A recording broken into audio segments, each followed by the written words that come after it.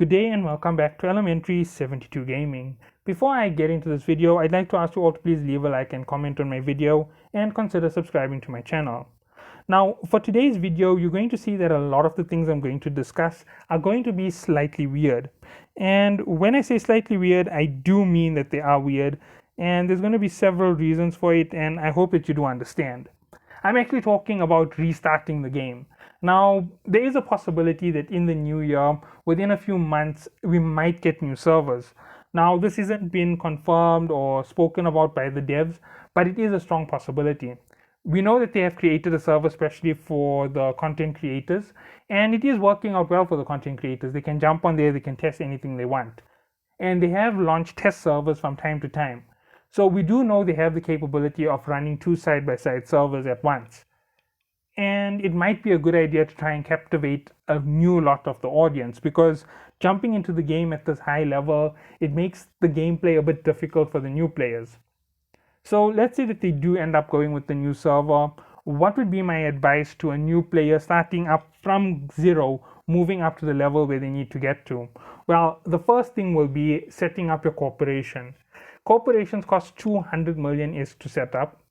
And in the start, they're most probably going to give you the chance to earn your ISK over a period of time.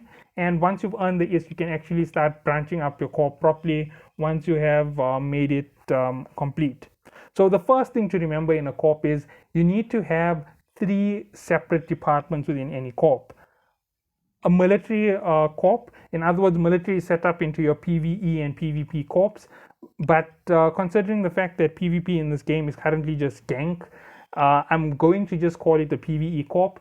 Gank mechanics don't count as a true PvP fight. The reason why I'm going to tell you is why gank mechanics don't count as a PvP fight. The engagement is unfair. The engagement is done against players who can't defend themselves in general. On rare occasion, it does get involved with someone who will fight back. On rare occasion, it does get involved where the numbers are equal. So that is why I'm not counting the gank mechanic as PvP. I'm just counting it as no PvP in the game. So let's move on a little bit more with this entire story. So moving on from the PvP aspect, let's move on to these 3 functions: the military, industry, and obviously your market your market control members. So you're going to have these 3 separate branches set up from the start. Industry will be separated into multiple headings and multiple totals. Now remember, you already have 4 members required to head up your leadership, and that is per corp, right? At a later stage, you might develop into an alliance and have multiple corps, each corp handling a certain aspect of these issues, and one complete gang corp. That is purely up to you. So let's go with it on this route. Now, when you first set up your single corporation, because this is how you're going to start, your first thing you're going to have to do is set up your ratting corps. Now, you have 2 sets of ratting corp. One ratting corp will go up into nullsec. I'll get into them a little bit in detail in a minute. And the other ratting corp will stay in highsec. The highsec corp's whole duty is to generate high amounts of ISK. And you can generate quite a bit of ISK just doing standard missions. At 500,000 a mission, and let's say that you even have 100 players in your corporation just doing ratting, which is quite a heavy figure. I'm suspecting that most of your corps will only have about 10 to 20 members who are actually full-time ratters, and a total of your corp will be about 100 for the start. So 33 are making up the entire corp head of ratting. And if you count it, every time I give a different direction, you need another leader in place for that particular one. So you have your military corp, right? Your military corp is set up into 3 avenues: gank, PvE in nullsec, PvE in highsec. So 10 per corp structure over there, and 1 leader to each. So that's 33 members all done in that ratio. Now, 1 member can be 2 types of leader at the exact same time, and I am counting on that for this particular strategy. Your 1 leader is going to be your head of your military, and he's going to be one of your leaders in the PvE fighting in one of the divisions.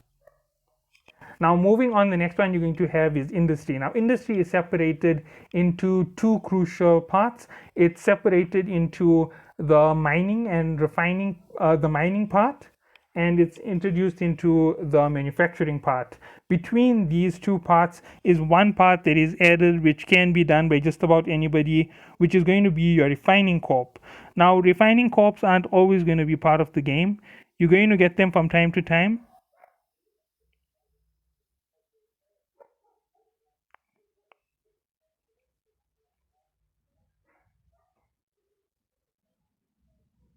Should have started moving already.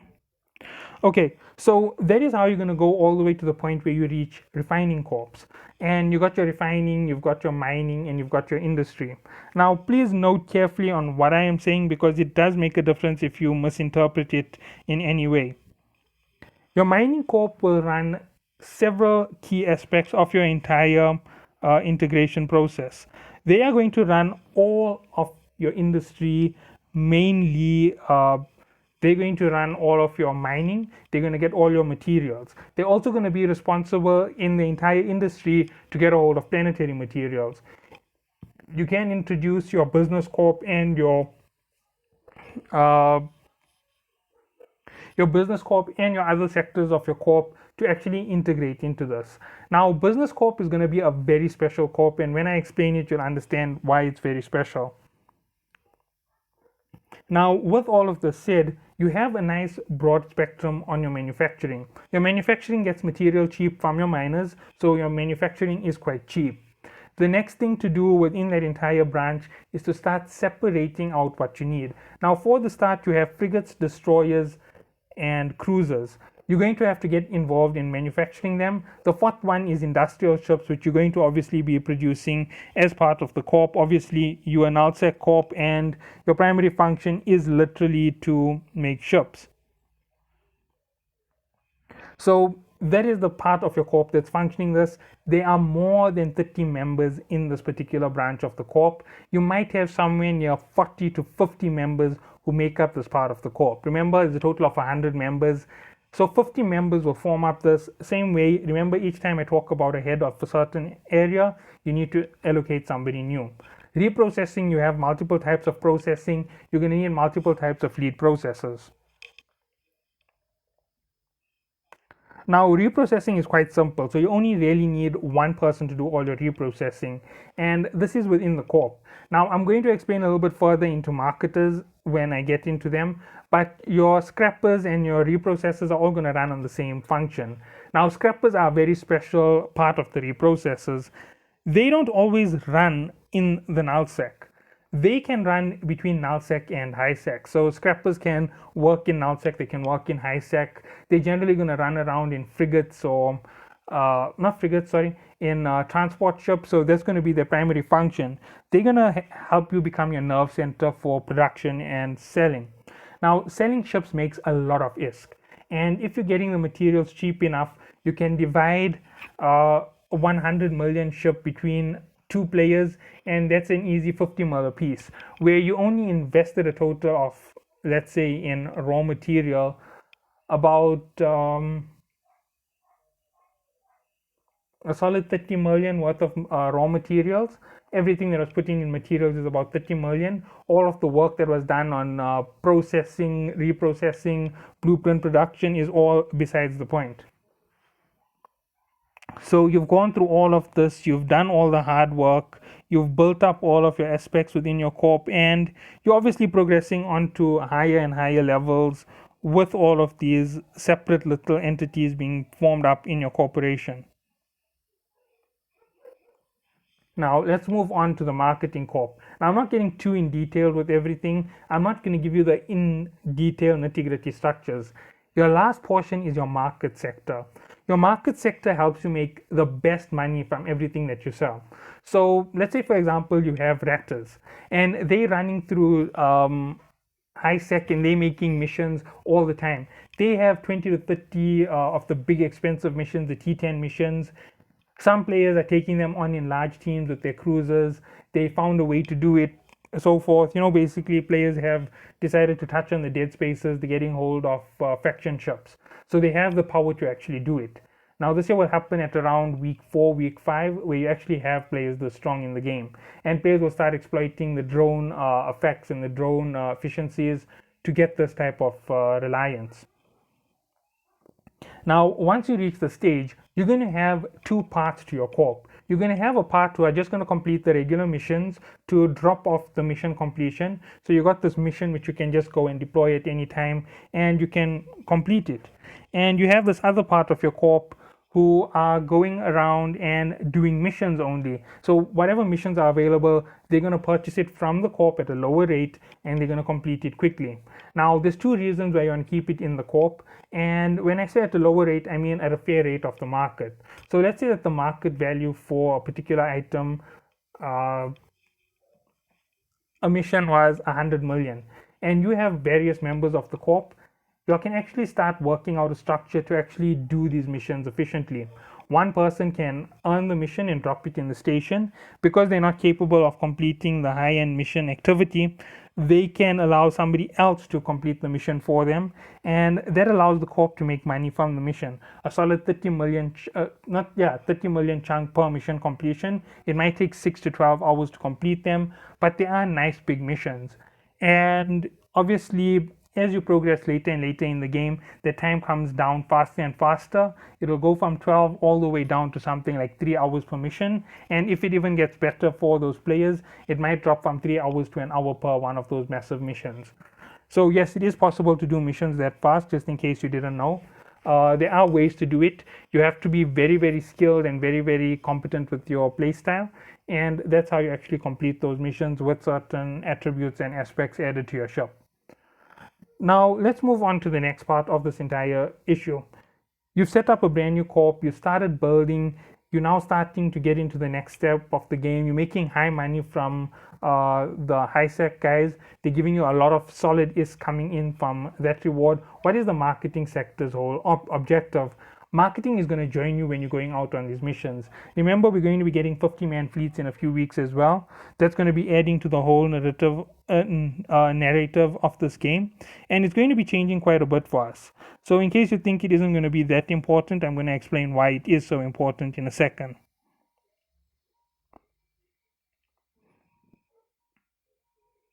Okay, so the market guys are going to come around. They're going to pick up all the loot for you. Now, you're going to have some loot which is expensive, some loot which is cheap. You're making 300 mil. You don't want to waste the time. You want to keep that high speed, high earning up. So you want to make sure you're getting heavy bounties, at least 10 million per mission. 20 million, if I'm correct, is the average for those missions. So 20 million bonus in bounty, plus you want to get that reward as fast as possible. So you carry around some guys from the market core who will help a little bit with the fighting. They'll get a little bit of those bounties, but they're going to pick up all the loot. Now, from your missions T6 and above, you're getting MK5 gear. You can use it on your ships for cheap fits, for doctrine builds, so forth, but you can also take all of that gear and reprocess it into raw materials. Now, high-sec reprocessing will allow you to be able to sell to other corps, and you want to be able to do this to make excess income beyond the standard which you've already started with. Now, I know it sounds very complicated, but the market core learns all of the market research to reduce the price of doing anything on the market. Now, they're going to get a hold of a lot of people who are dumping these items on the market dirt cheap just to get some ISK out of it, and they are going to reprocess it to make more ISK out of it from other corps who are having problems with let's say, for example, getting things manufactured. That is their whole aim. They want to reach that particular sector within the game as fast as possible.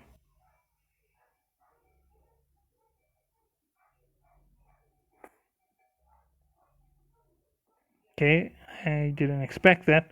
But anyway, let me just get this here started.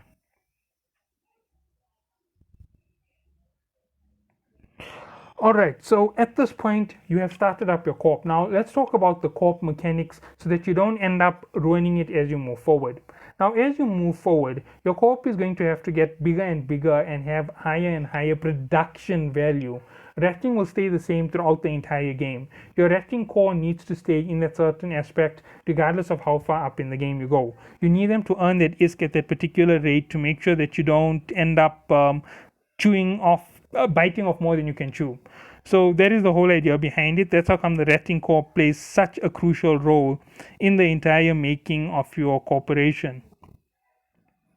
Now, at the stage where I'm describing things in the game, things are pretty simple. Things are black and white, they're easy to read, they're easy to handle, and there's not many things around them that is going to really ruin things for you in terms of gameplay.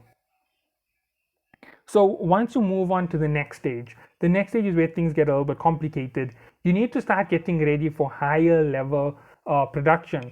So you're going to get other guys who were in that production core, who were doing things and weren't really getting the maximum out of it, and you're going to tell them, save up so much of SP. At this point, you're going to start doing battle cruisers. Now the reason for this is quite simple. If they have 3 or 4 million saved up on a character ready to jump into battle cruiser production, they can make money off it. Obviously, you're going to have them do something like scrap metaling on the side. It's going to be the generalized form of income, or they're going to be doing reprocessing for you. Those are the ways in which you're going to give them income in the manufacturing side. However, manufacturing gets really tight really fast. So you're going to have them research up the battle cruiser as their main. Then they're going to do a little bit of destroyer, a little bit of frigate, get the first 2 so they can open up more manufacturing tabs, do a little bit of cruiser, get another tab. Now they have 5 tabs for manufacturing ships. So they can manufacture 5 cruisers at a time. This battle cruisers at a time, sorry. This is going to impact your corp really, really fast. You have 5 or 6 of these guys. When you jump into the sector, jump into this region of gameplay, you load up the market with everything that you need, and you have your marketers do it for you once again, where you making it super cheap, they making a super profit on it. So say for example, you make a ship and it's worth 250 million, 300 million in the start. You go and you make sure that your cost is reduced all the way to about 120 million for the ship. So 120 million for manufacturing. That is your price for making the battle cruiser.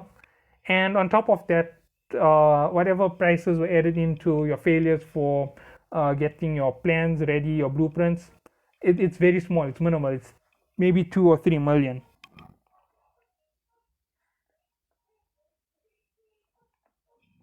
And this is where you start to shine. Once you have reached this particular stage of the gameplay, things are going to start opening up for you. You're going to have more avenues to explore. You're going to have more things that are going to come available to you. And things are going to start getting more interesting overall for your gameplay. You're going to have the ability to take on higher level missions. You're going to have more corp mates. Everything is going to start growing. Your corp is going to be making a sufficient amount of money. There's money coming in from taxes. There's money coming in from everything around. Your raptors have availability to cheaper ships. So for your corp, you sell ships at a certain rate. For the market, you sell ships at a different rate. So from those 5 that they were producing, 2 are for corp sales and 3 are for market sales to give them the money so that they can start becoming millionaires. And they're splitting it between themselves and miner and reprocessor. So it's a 3-way split. They're making 100 million a piece. They really didn't invest all that much into it. They maybe only invested about $1 million worth of ISK into that entire development. So a quick, easy move up to the next stage of the game. And from there, you're going to progress once again to a higher level of the game. As you start moving into T8 level where we are right now, you also had people who were doing structures. They were producing stations. All of this was being put aside, getting it all ready for the stage where you get in the next level of stations in the corp outpost, which you can produce at T8. And once you finally break the T8 level, you start producing them as fast as possible. Everything is ready to go, and you start setting everything up. Now obviously the sovereignty aspects of the game will come into play at a certain point, and they most probably will drop it with an update. So you're going to start setting up everything. You're going to have these big stations, and this is where the retting core still comes into a higher play aspect. With the increase in percentage chance for dead spaces, inquisitors, scouts, you can ret out quite a few areas. And if you are a smart enough corp, you situated yourself with good corps on the edges of low and high sec. on the edges of the low sec and the high sec. So you're on the corners of the null sec with the nice region. So that's all you take. You take maybe about 5 or 6 territories and you hold them per corp. And this is once you start branching out and growing into an alliance. So you have a 5-figure alliance spread out around the null secs, and you have a nice big corp structure functioning yourself out of high sec. Now remember, high sec is always going to be crucial for your gameplay because it has the best markets and it's the safest in terms of gameplay. So once you've reached the state, you're going to upgrade, you're going to get everything ready, your corps will be able to progress and move forward. Now in terms of running your doctrines, when you start the game, you're going to have a frigate doctrine with the cruiser elite class, right? So you're going to start producing frigates till you have enough frigates for every member in your corp to have 2 cruisers given to them, right? Frigates are quick and easy to produce, and you're going to go straight to a cruiser next level doctrine. The reason why you're not going into destroyers is destroyers and frigates are very similar. Their power level is very, very similar, and cruisers are the upper class of echelon. They're an elite ship at that point when you're in the start of the game. So once you have the cruiser doctrine implemented, you're obviously going to have battle cruisers that were implemented. You're going to make elites for the elite ships, and you're going to start adding extra to your doctrine program. So even though they had those 5 that they were producing, you could say 2 were for sale, 2 were for corp members, and 1 was for the corp itself. Exactly at cost the corp will buy it from them.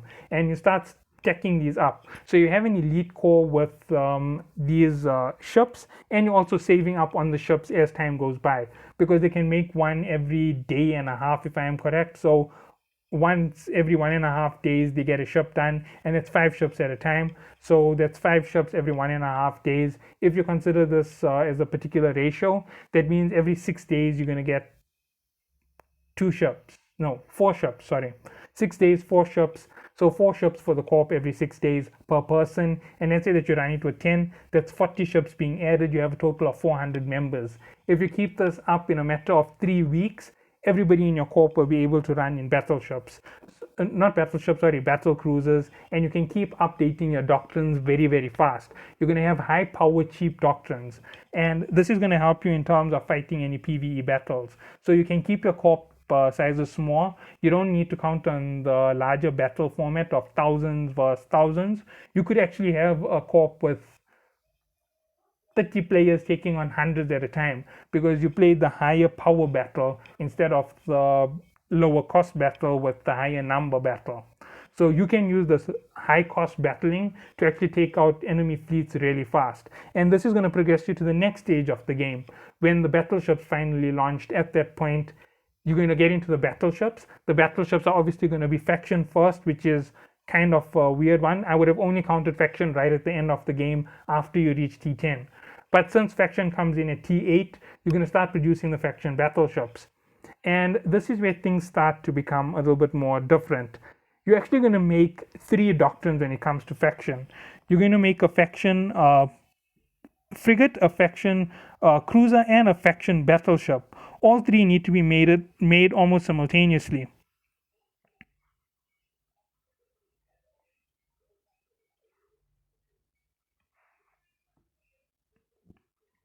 Now, sorry about the length of this video. I know that it's a very long explanation, but this is what can be done if you ever have the chance to restart in the game. Or if you are a newbie with a brand new corp, this is how you start setting things up. Now, obviously, there's a lot of intricate details that go into everything that I've spoken about, and there's a lot of politics that can change things even further than what I'm talking about. In terms of doctrine, right? Please note this. Don't run a single ship doctrine. It makes you a one-trick pony. Now, when I say a one-trick pony, I mean if you run cruisers and they all shield-bearing cruisers, you don't have anything else to go with them, this is how the fights are going to go in general for you as a corp. You're going to engage an enemy. You're going to fight them. They're going to decide to take on lasers eventually to try and take you out in a quick rush, and they're just going to laser through all your shields and they're going to win. That's because you decided to go with a shield doctrine. Let's say you decided to go with the armor doctrine. If you only have an armor doctrine, they're going to go straight to missiles and they're going to blow right through you, or they're going to go straight to cannons and blow right through you. And there's it, you've lost your armor doctrine. Its weakness is cannons or missiles, and it will cost a lot to actually filter out that weakness. And there you go, quick and easy through all of these doctrines. So the next thing that a corp can do to overcome weaknesses for doctrines is they can choose to implement more than one doctrine. So you have the shield and armor doctrine. In terms of ships, you have a laser and a missile core, or a laser and a cannon core. So you have two different types of ships. And on top of that, for a third auxiliary type, you can have a drone class or a missile class. But make sure that you have three different weapon types. This means that any enemy who wants to play you has to rock, paper, scissors what's coming out at them. So they can't just deploy one type of a formation to defend themselves, and you aren't weak against stations or weak against a certain format of play. So you have to fight the army, beat them with one ship, go back to the station, get the next one. No, make your core separate for these missions. Allow them to fly high power, high end ships to make up for the fact that you don't have the numbers in the fight. And this year will allow you to actually take on very big corps. Now, this year will allow you to take them on if you are going to play the gank mechanic and weaken them up as it goes through their fights. Let's say, for example, it was Genesis Federation who you were after. You were a small corp, you only 300 to 400 members. How would you take out Genesis Federation? Well, you'd go, you'd engage in fights with them, you'd see what ships come out, you notice what type of guardians, what type of weapons are being fired at you, and then you go and you work around it. Okay, so I know they're using lasers, so I am going to go with the armor doctrine against them because they don't use any other weapon, right? Let's say, for example, that was the case. They're only using lasers, they have no other ships. One or two of them do deploy other ships. It's an odd thing to find them, so yeah, we don't really have to worry about them too much. We can take care of these guys easy peasy.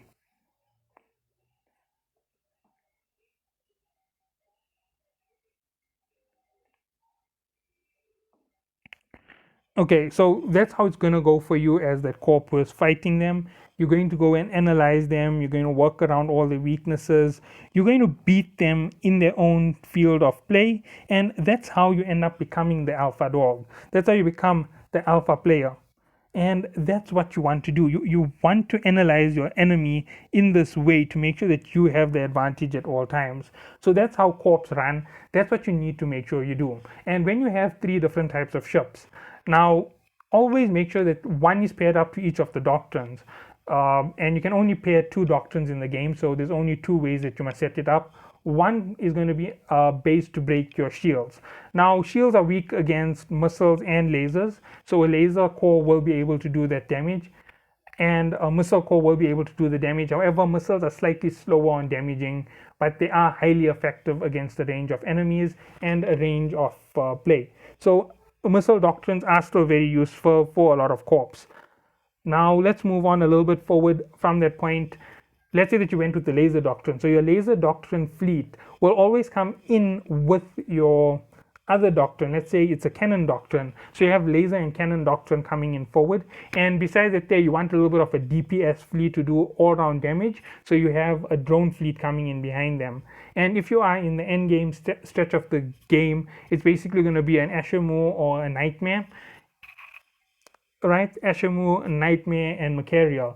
Those are the three who you are deploying, or you're deploying a Rattlesnake with them, and that gives you a large base of damage. In game, high power ships, forming them up in fleets of threes, you can take out hundreds of players at a time. It may not seem like it's that big of a deal, but 100 players moving 20 systems to get back to you is a long process to get back to you. Plus, they have to refit, rebuy, and you can actually win a lot by playing them out with these strategies.